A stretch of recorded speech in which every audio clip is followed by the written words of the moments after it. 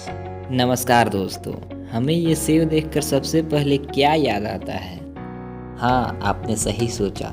वो सेव के पेड़, नीचे बैठे हुए शख्स के ऊपर गिरा कुछ अलग ही रचना हो गई, जिसे सारी दुनिया आज की ज़िंदगी में रोज़ाना अपनाती है। अब तो आप समझ ही गए होंगे मैं किसके बारे में बात कर रहा हूँ। हाँ, मैं आइजैक न्यूटन सर के बारे में बात कर रहा हूँ, जिन्होंने पूरी दुनिया को एक ऐसी थ्योरी दी जो रोज़ाना हमारे जीवन में आज काम आती है। आगे बढ़ने से पहले मैं न्यूटन साहब के दिए गए थॉट के बारे में बताने जा रहा हूँ, तो सुनिएगा ज़रूर। इतिहास के बिना साहसिक निर्णय में कोई भी खोज नहीं हुई है। कोई चीज़ तब तक स्थिर या गतिशील अवस्था में बनी रहती है जब तक कि कोई बाहरी बल ना लगाया जाए।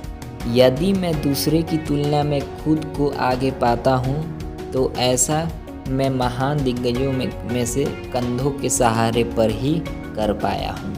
न्यूटन साहब का छोटा सा थॉट था जो आपको पसंद आया होगा।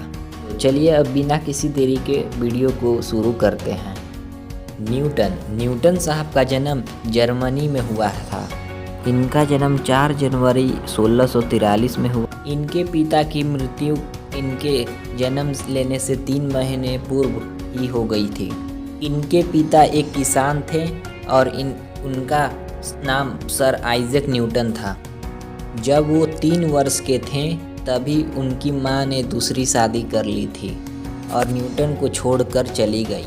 न्यूटन अपने सौतेले पिता को पसंद नहीं करते थे और वे अपनी मां के साथ भी दुश्मनी का भाव रखते थे, जिसका कारण उनकी मां का दूसरी शादी करना था।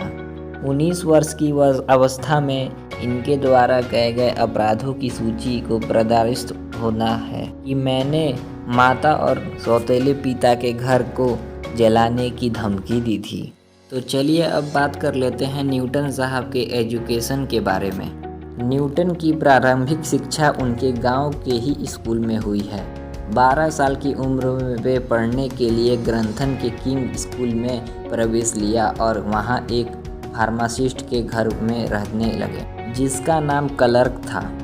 क्लर्क एक फार्मासिस्ट था, इसलिए उसके पास रासायनिक और प्रायोगिक किताबें बहुत ज़्यादा थीं और न्यूटन साहब उन्हीं की सारी किताबों को पढ़ा करते थे और उनके प्रयोग को भी करते थे। क्लर्क की एक बेटी थी जिसका मनोरंजन करने के लिए न्यूटन साहब ने काफ़ी उपकरण यंत्र बनाए हुए थे, जैसे कि फ्लोटिंग लालटेन, लाइव माउस और सूर्य डायस्कोपी, चक्र, पवन चक्की और आदि। या उपकरणों बेटी के काफ़ी पसंद और थे। कुछ साल बाद पढ़ाई करने के लिए उन्होंने वहां से इंटरमीडिएट पास कर लिया और उसके बाद वे 19 वर्ष की अवस्था में इंग्लैंड ट्रिनिटी कॉलेज में स्नातक करने के लिए प्रवेश लिया। सन 1965 में स्नातक की डिग्री प्राप्त कर ली। वह मास्टर की डिग्री भी वहीं से ज़्यादा चाहते थे, लेकिन वे प्लेग नामक बीमारी से ग्रस्त हो गए, जिसके कारण उन्होंने अपने घर वापस लौटना पड़ा। न्यूटन अपने ही घर पर 1966 से 1964 तक रहे और अपने प्रयोग का प्रदर्शन अपने गांव में ही करने लगे और उसके बाद वे कैम्ब्रिज में चले गए और उन्होंने वहां से मास्टर की डिग्री प्राप्त कर ली।